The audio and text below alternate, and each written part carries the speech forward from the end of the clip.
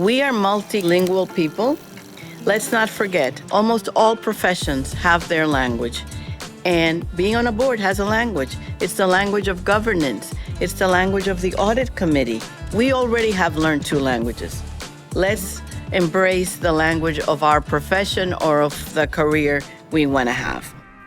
Hola, I'm Claudia Romo Edelman. And I'm Cynthia Kleinbaum-Milner. And this is a podcast, A La Latina. The playbook to succeed being your authentic self. Today, an incredible guest, Adela Cepeda, General Partner of Angeles Ventures. And here are the 3 key takeaways of this podcast. Number 1, devote 10 to 20% of your time to learning. Continuous learning is going to enable you to grow. Number 2, we are already multilingual as Latinos, so it's important to speak the language of the profession and places you want to be involved in. For example, if you're interested in getting on a board, learn the board language. And speaking of getting on a board, she gave us a playbook for how we can get on a board. And that starts with being an expert on your field and getting visibility and exposure. All of that and more here at A La Latina.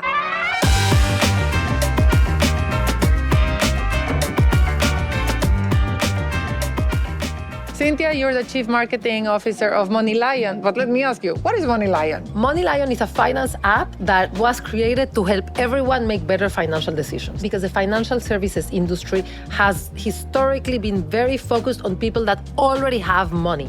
And Money Lion for the last 10 years has been building products for the average American, products that will actually help you reach your financial dreams. I'll give you the example of our Roar Money account, which is a banking product that has all the features of premium banking checking accounts, like no minimum balances, no hidden fees, no ATM fees at over 55,000 locations. The list goes on and on. But we also build some very unique features for people like our Latino community. We have something called roundups. If you have spare change, instead of just spending it on whatever, you can invest it automatically and start building wealth. And for those moments when your paycheck hasn't arrived and you need a little bit of cash, we have a product called InstaCash, and you can get up to $1,000 in a cash advance. We also have the educational content that is really fun to watch but actually helps you make financial decisions, and a community of what we call money lions like our Latinos who help each other out in their journey to their American dream. So how can Latinos and myself get ongoing with Money Lion? Download the app. You can do that either on moneylion.com or in the App Store or Google Store. Today, Adela Cepeda. Adela is a business leader with more than 40 years of experience in the finance field. She has advised municipalities and corporations on the structuring and execution of capital market transactions exceeding $150 billion.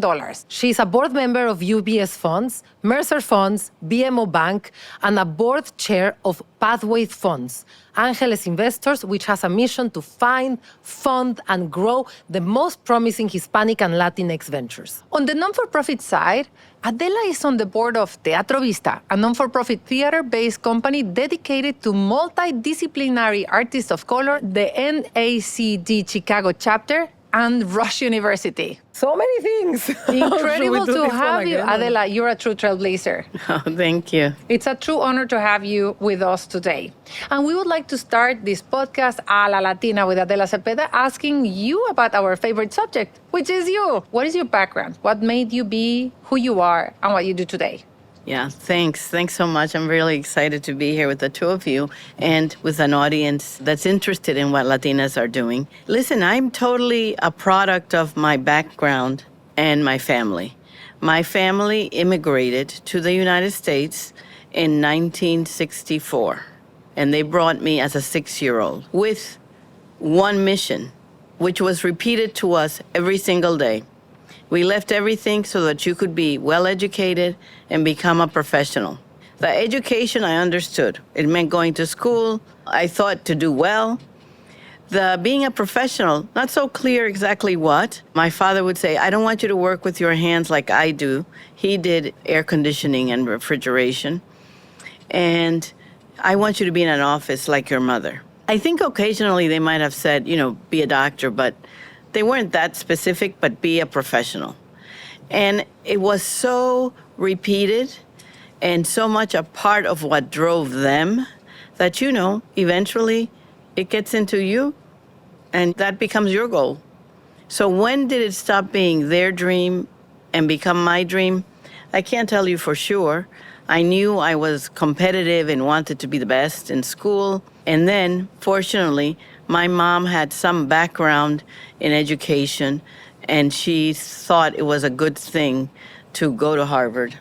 My father thought it was better if I stayed and went to school on Long Island, where we were then residing.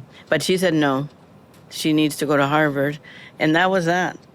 Very easy to get in, no? So she said you should go to Harvard, and you just showed up with your Well, no, suitcase. I had already gotten in, but I had many choices.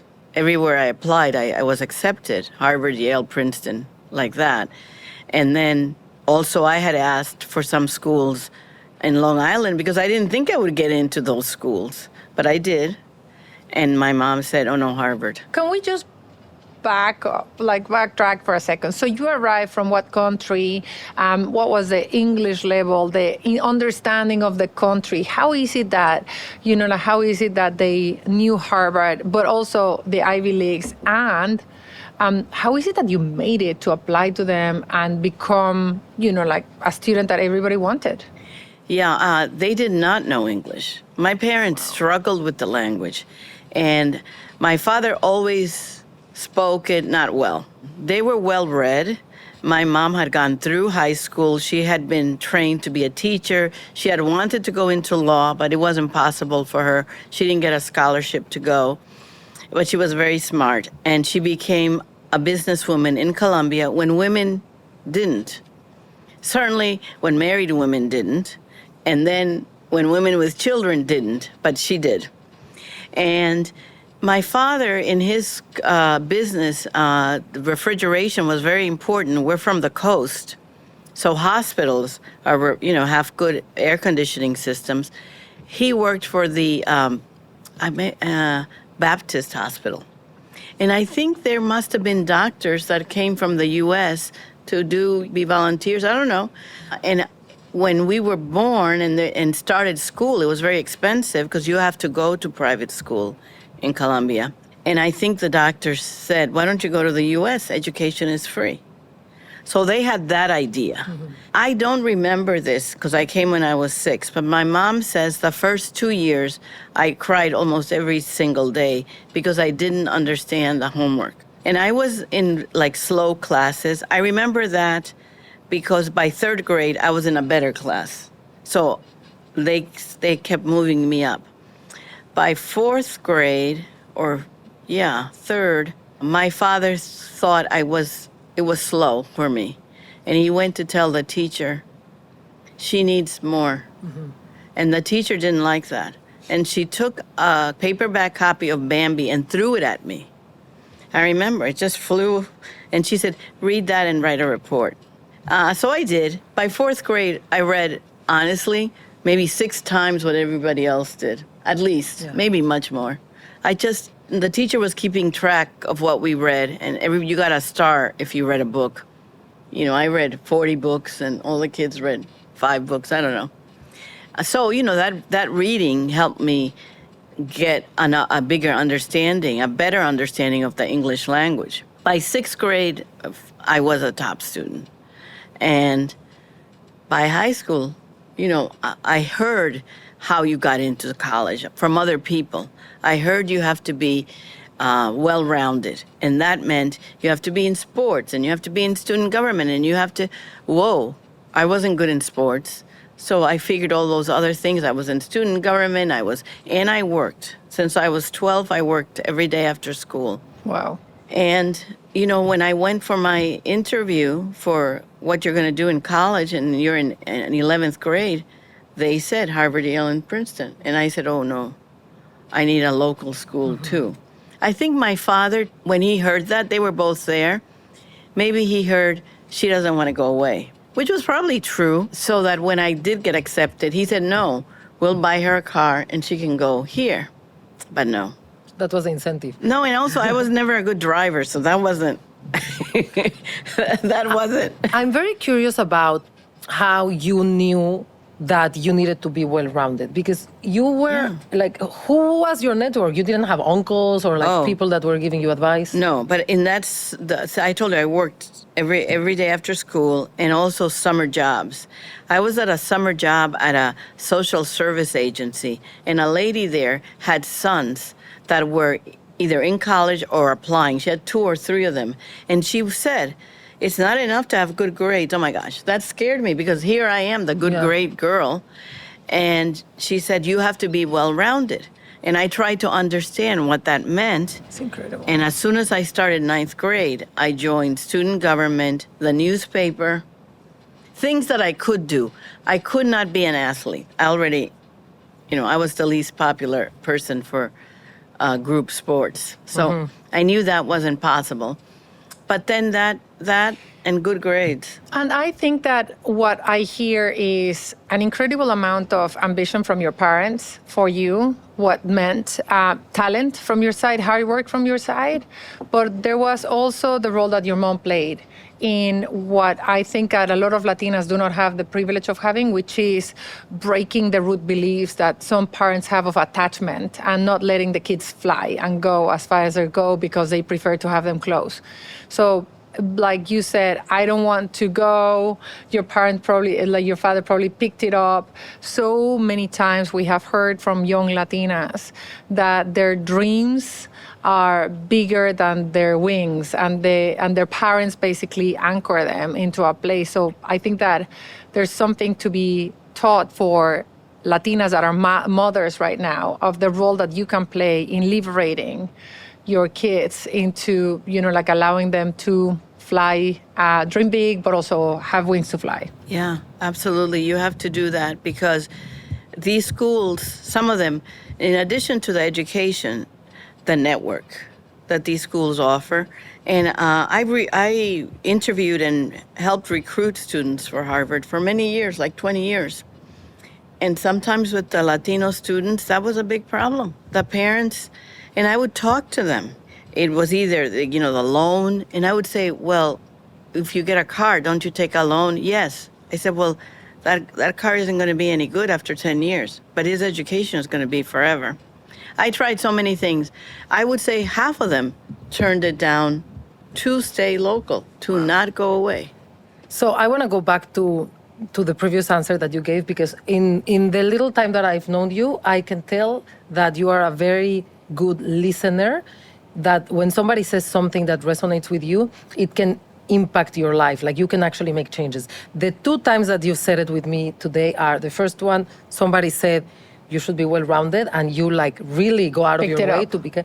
And then the second one, which I would love to talk about it, was when you applied to HBS, and the dean said, women are not great at the quantitative stuff. Can you tell us about that experience and what you did with that new information? Yes. One of the questions that you had for me was, how did I get into finance? You've interviewed other women, but not in finance. Finance is not historically a field for women. Even recently, I'm reviewing some descriptive material of some leading firms in finance, and it's 30% women. And that's not at the top. That's like, maybe it's 40% at the lower level, and at the top, not 30%. So it's an issue, and finance in particular. Well, I went to Harvard, and it took me a while to figure out what I was going to do. I did study economics, though.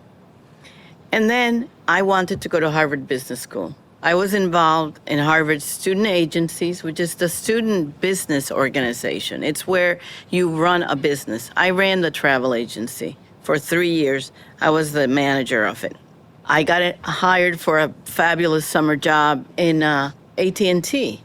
It was like the leading management program. I got that. I was ready to go to Harvard Business School. I applied. The first day the door opened to apply, I walked over there, I delivered my application. When I got back, the acceptance, it was not for right away. They asked for a 2-year deferral. While that is very common today, it was not common then. So crises for me, what am I going to do? I didn't get in right away. And the dean of students of Harvard walked with me over to the business school to talk to them about it. And the dean of the business school said, yes, it's that we want students to have more business experience. I told him all my experiences. He said, yeah, I think it's good to go and get 2 years of experience. I said, well, that's not so good if you're a woman. When am I going to be able to establish a family? This is going to take so long. He said, listen, this is the way it's going to be. And, you know, the women at HBS have more problems with the quantitative aspect of the program. I said, like what? And he says, Harvard Business School is not known for quantitative. It's known for their case studies. But he told me that. I already had a job with AT&T to go to their management program. Based on what he told me, because I wanted to excel at Harvard Business School, I turned down that job and went to find a quantitative program. That's how I got into Smith Barney. Yeah. And then I wanted to excel. And that took me 10 years to do. Wow, what an incredible story. But on Harvard and the Ivy Leagues, you mentioned it is the education, but the network as well, and that many people turn it down for whatever number of reasons. But also many people do not even try because they That's have true. either an imposter syndrome, they don't think that they can afford it, they don't think that they can do it. And if I hear you, or there's the head of the Columbia Medical School that also is a Latina that went to Harvard. She said, look, the only thing that I had was my hard work and the opportunity to use my Latina credential to get a scholarship. And because, you know, like they were needing more women and Latinas, I got in. So being poor and being Latina helped me to try for the best. So I think that there's a message there about how women, particularly Latinas, need to aim high or higher, aim higher all the time because it's worth. Absolutely. But listen, I had parents that were motivating me to aim for the highest. Like they said, because when I raised, well, how are we going to afford this? My mom and my father both said whatever they would have to do, they would do for me to go. That I shouldn't be worried about that. There was nothing that was going to stop me from going there if I had the opportunity. Yeah. And that's how they were. And, you know, I still worked all the way through college, as many as 2 jobs, even in the summer, 2 jobs, because I didn't want them. I'm the oldest of 5. It wasn't fair for me to get so much of the resources. So I really paid, other than the first year, I paid for myself. But Harvard gave me a nice scholarship. And I would say the flip side, just like your friend at Columbia, being a Latina helped. I was told that year, 1976, 75, that Harvard was looking for students of Latino background or Hispanic or whatever. They didn't know exactly what it was, and I can tell you on campus, they didn't have any idea what it was because they considered me on campus to be foreign, whereas the Latino students that were Mexican American, they were Americanized, and there were organizations for them, but not for me. Even when I I've been asked. through the same because Yeah. they used to tell me, "Are you Latino?" In HBS, there was a Latino association, and I was like, I don't know, am I Latino? I'm Mexican. Right. I'm an immigrant, but now I feel very Latina. But they had asked me, people from Puerto Rican background, Dominican, if there were any, they didn't consider it the same thing. This has all changed now. We have become more assertive about our identity and the fact that we come from Spanish-speaking background is a unifying force for Latinos that we need to embrace and not find the differences between us, but the similarities. You always talk about Amen that. to Claudia. that. Let's go. Okay, so let's take a trip through memory lane. You had a very successful career in corporate America before you started your own firm. Can you talk to us about how did you succeed in corporate America? What was your playbook? What do you think were the decisions that you made, or how did you show up at work that made you so successful? I worked harder than anybody. There was a time, I remember it was like 6 or 7 weeks that I worked every single day. And even though we were investment bankers in Chicago, That's not like investment banking in New York where you start at 9 and work till 12. No. Everybody there left to go have dinner at 6 o'clock. I came a little bit later, but I stayed much later. And if I had to be there on the weekend, I was, and whatever, so that anybody that needed something to be made by an analyst, if they gave it to me, they knew they were going to get it. I learned. I was curious. I wanted to understand the language of finance, which was honestly like a foreign language. It took me a long time. I can't tell you that I was proficient in it for at least 5 years. It was hard. Even after studying economics, it was very hard.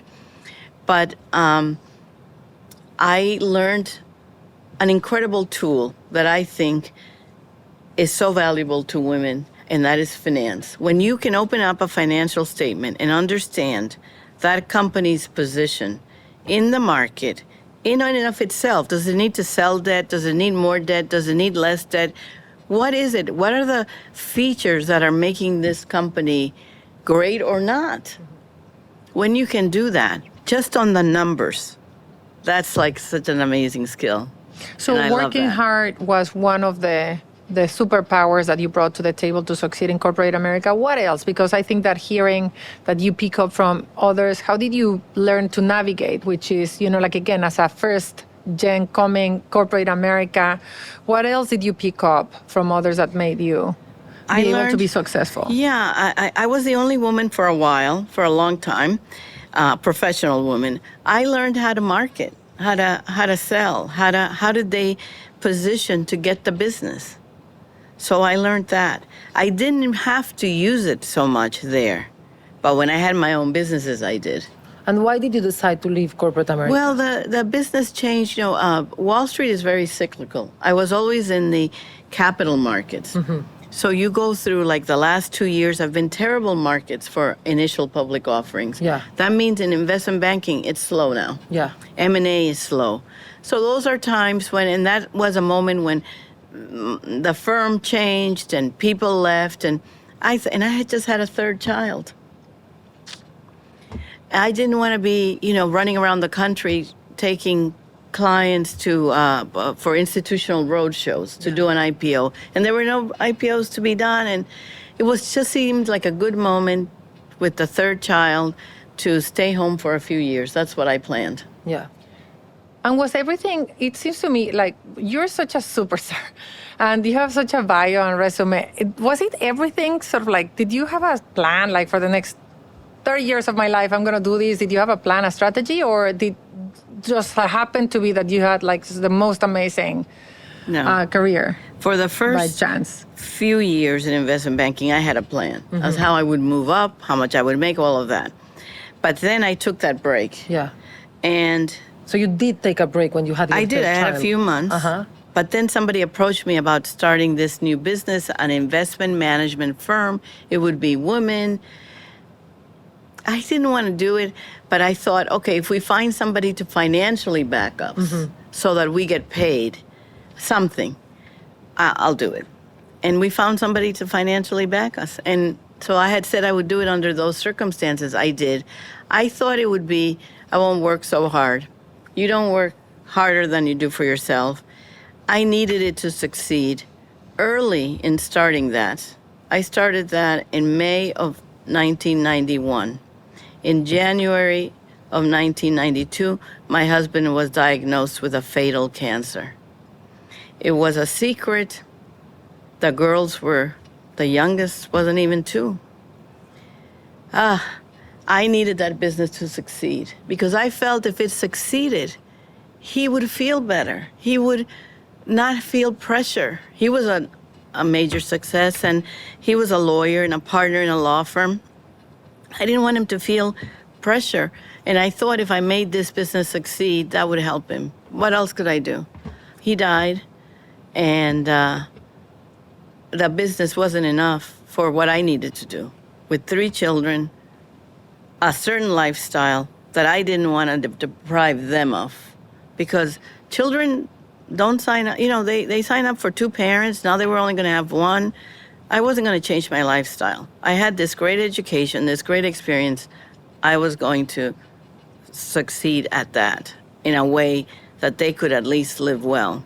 That's when you sold your business? No, I left my interest there. I mean, I sold my little interest in the third, and I started my business advising governments. Ah, okay. So suddenly, I was a woman-owned firm advising governments who were supposedly wanting to do business with women. Some of them Latinos maybe, but mostly women.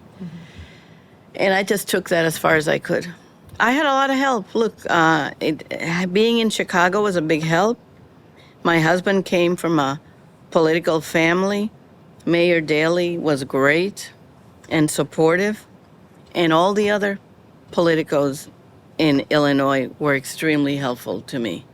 But then I won the New York City account on a lark, just applied and won to be the co-advisor for New York City for their major credits called the general obligation bonds, for their specialized credits. Great experience, had an office here, still have my apartment here. That took me to be the firm that I started to be one of the top 10 in the U.S. for over 10 years in a row. Incredible. Wow. No other minority firm was in the top 10 every year. And then I sold it, which was right. It was 20 years old. It was time. And, I took the course at LBAN about scaling. Wow. And I thought about growing it, and I didn't have the energy to go more national. I already had the state of Connecticut as well. They're a very supportive state for women and minority-owned businesses. And I said, let me just sell, let somebody else take it. And I sold to the number one in the industry. They didn't take, they usurped it. Yeah, that's what they do.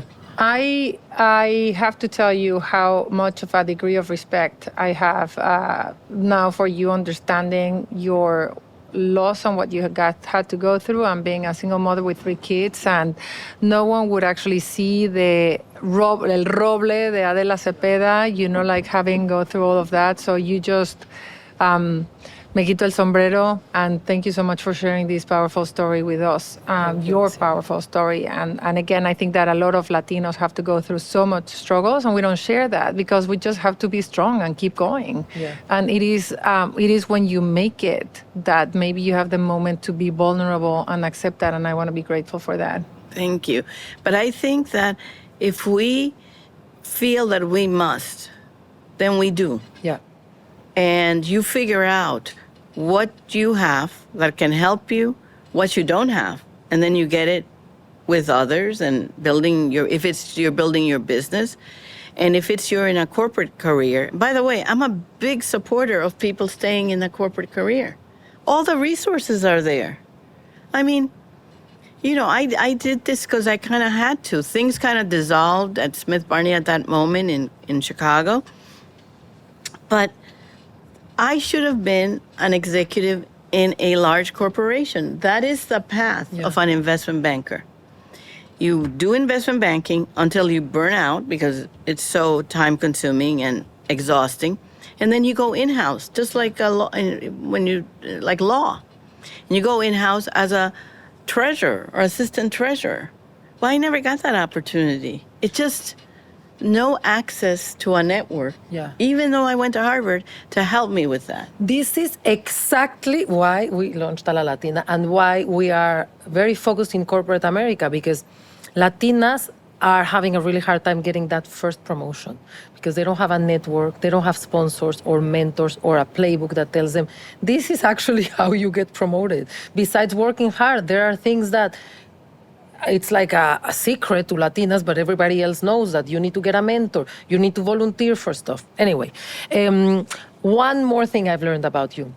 You somehow learn new things. Like you go from corporate to having your own business and educate yourself. And then educate yourself to be a board member and educate yourself to be the chair. How do you learn new things?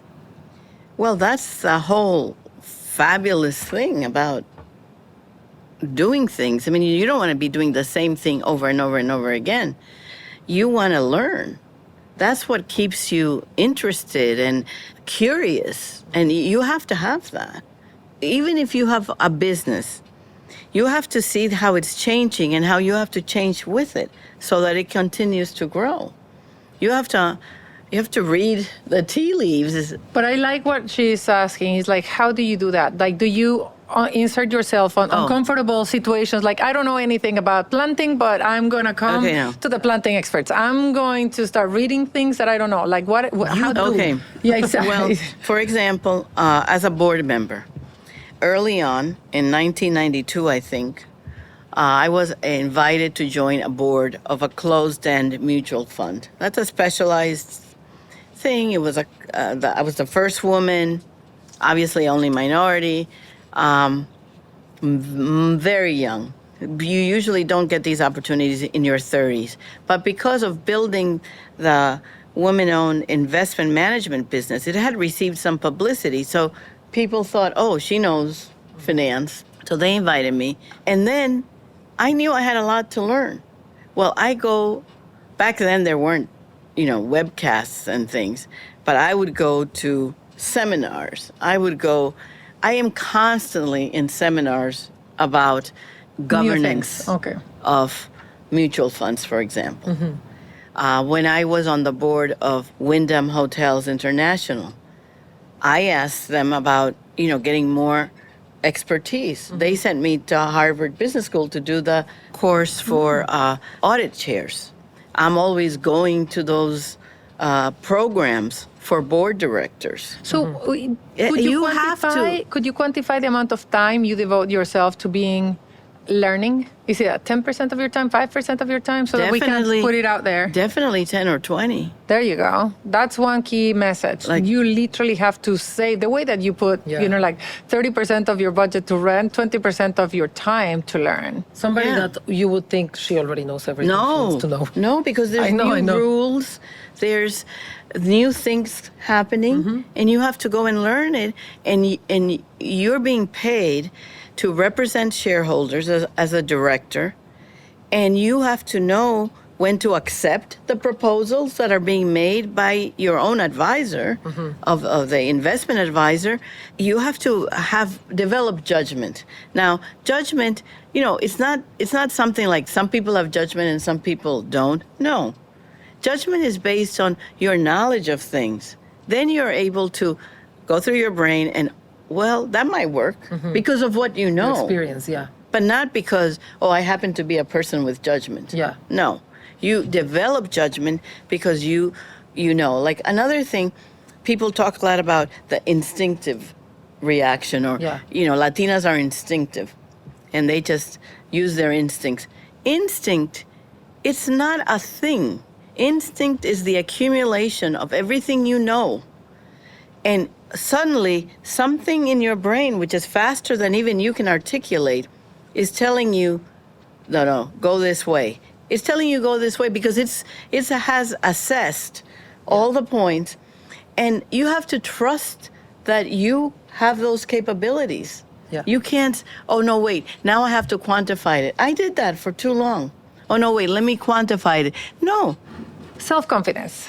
Like, there's nothing about Adela Cepeda that doesn't spell self-confidence. How easy was it for you to get mentors or sponsors, particularly when you're like strong enough and people don't think that you need a hand because you seem to figure it out on your own? And how did you navigate? Like, how was the role of someone, a mentor or a sponsor in your life in navigating and learning and guiding you to where you are?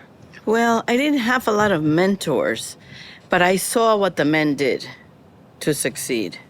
So that showed me you have to have your book of business, you have to market, I also saw what they did because I knew what they knew. I had prepared the materials. So I saw how they responded when asked difficult questions that maybe I had not addressed, and they were being asked, and they knew how to answer in a way that the person thought they were experts. And you didn't have mentors because you didn't ask for one? There wasn't, like, who would you ask? It wasn't like that. It was you worked for people, and I mean, they wanted you to succeed because you would do more work for them. You could bring more revenue. You could all those kind of things. But mentors per se, not like you do today. I've been a mentor to my children, my daughters. I have 3 daughters. I mentor them a lot.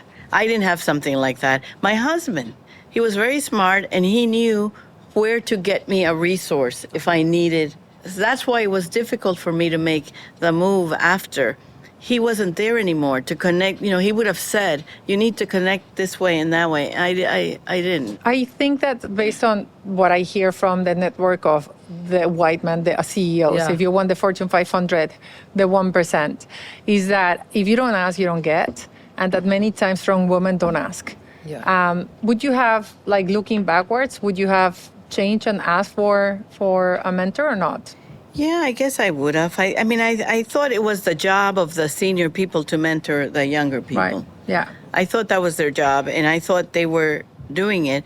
But I did ask somebody to help me get on a board. I consider him a sponsor. Right.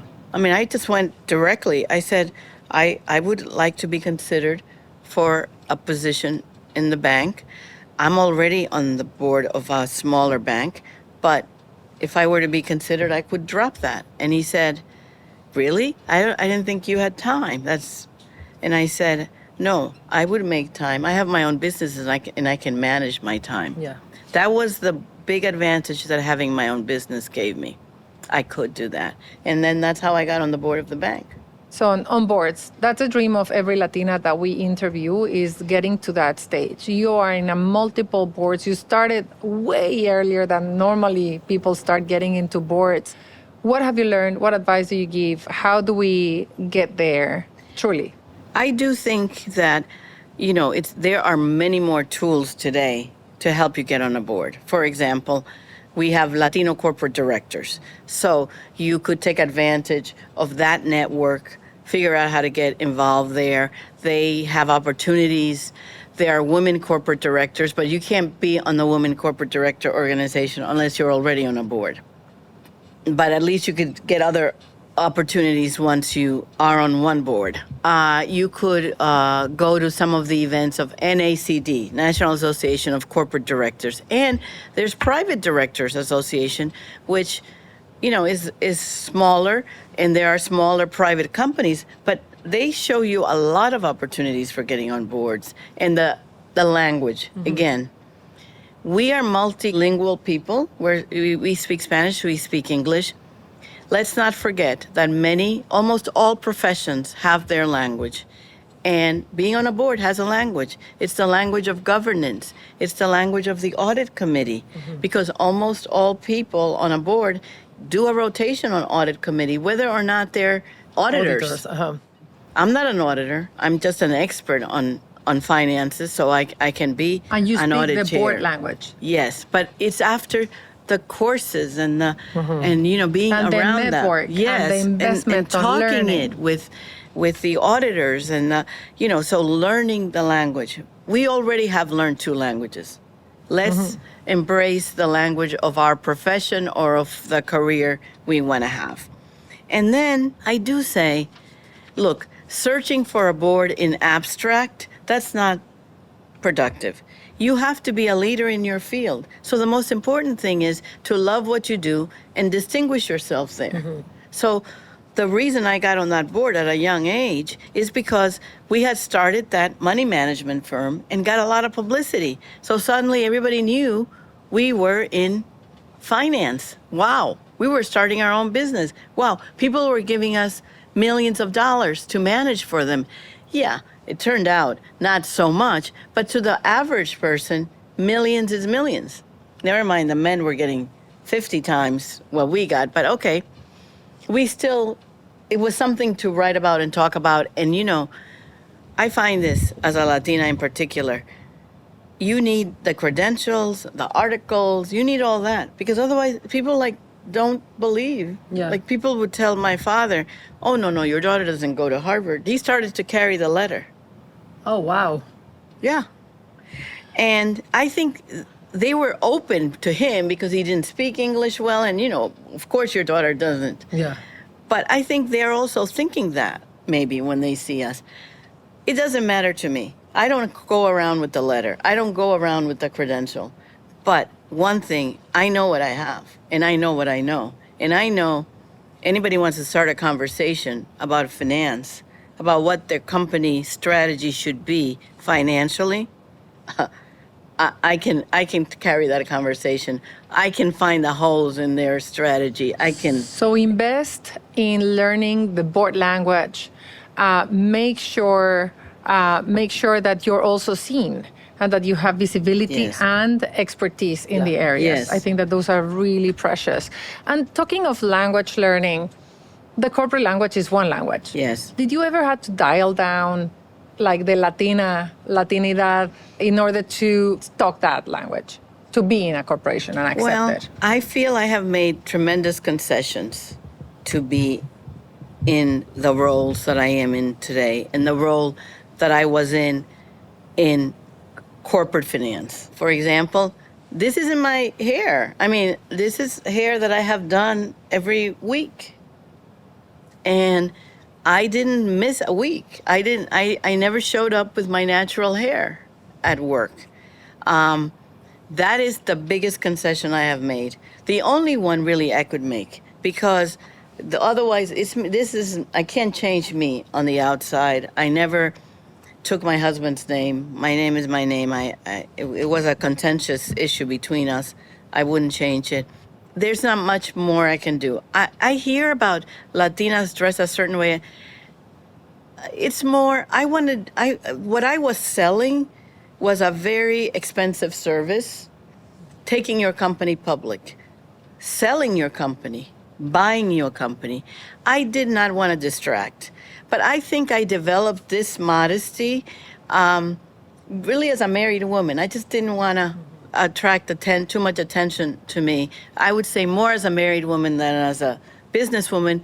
But it is, you do try to fit a certain mold. And I did have plenty of Navy suits and all of that, trying to fit that role. Look, when you're dealing with finance and large sums of money, the client is looking for a certain image, and I can't be everything, but I this is a concession, and I don't know. I do think about it sometimes whether I should stop, but I like my hair like this. Doing the hair. And what about the opposite? Is there any of your Latina characteristics that you actually leaned in and used? I guess you have told us many times that you got an opportunity because you were Latina, but anything from your... Yeah, well, I saw how my parents worked. And look, we come from families where everybody works so hard. So I took that. I mean, and there's nothing like, if I had told my parents I can't go home for Christmas because I'm working, they wouldn't have said, oh, no. They would have said, oh, no, I understand. You have to work. Work first. Yeah, work first. They would say that. That comes first. So I have tremendous habits that I think I'm not alone in having. They're part of our culture. It's why we're invisible in America, because we work so hard. We're just working. And nobody sees what we bring to the table. That's why I love that movie about a day without Mexicans in California. Yes. Yes, exactly. But we have to make sure that people know that these habits can be brought to different tables. It can be brought to the boardroom table. It can be brought to the office, and that we have tremendous capabilities to be productive. And right now, we're sitting atop the demographic in America that is creating the growth for this country, not the most growth, the growth. There would be no growth in American demographics today were it not for the Latino population. We have to build on that. We have to make sure that people recognize the value of that. And we have to close this tremendous capital gap where we are growing so fast, but financially we are lagging. Yeah. And I love the framing of the language. You speak Spanish, you speak English, you speak corporate, you speak board language, and then you can use them the way that you use some Spanish and English and some Spanglish, and like that, you're able to accommodate. It's not that you have to dial it down. And on that respect, when you said that we're not visible, we want to hear from you of what of the cultural nuances of Latinos you think that we should flip the script that are natural to us, whether we should continue having them or not. And I think that you were speaking about modesty and how humble we are. And how do you think we should flip that? Well, I think that, I was raised the same way, and I still get uncomfortable. So many awards, recognitions, it makes me uncomfortable. But what I try to do is, how do I bring somebody else to get visibility, to take advantage of my network?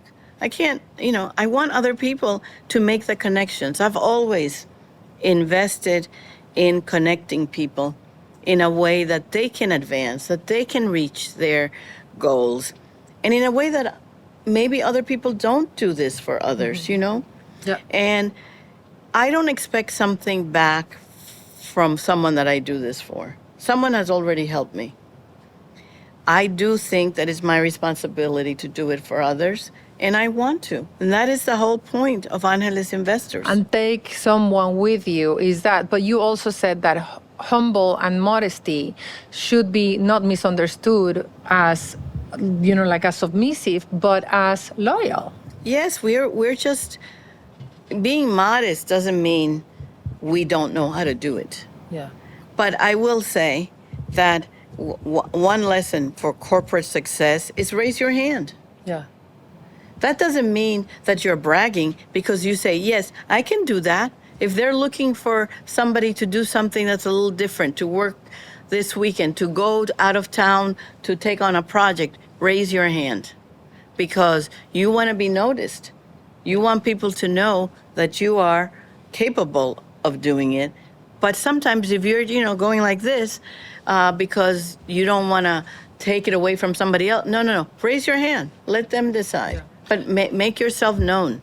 Incredible. Let's take you back again, another trip through memory lane. And I don't know, where were you in your 30s? I don't know if you already had your kids.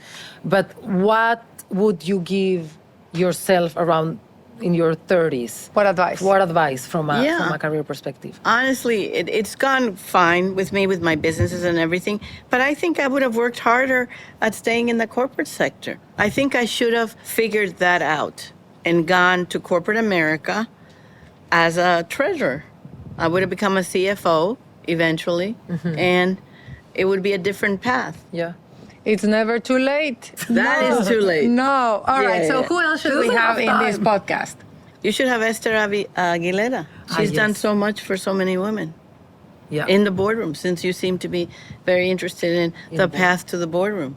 I have to say, Adela Cepeda, this podcast was incredibly insightful, and it gave me so much respect for you in your career and as a woman. I am really grateful that you were here with us today. I think our audience will really enjoy learning from you and seeing that your career path is outstanding. There's so many nuggets of insight and knowledge, but also your willingness to share the ups and downs were great. Thank you. Thank you so much. I'm excited. Adela Cepeda, with your knowledge and wisdom, we're going to be able to learn to lead and succeed A la Latina.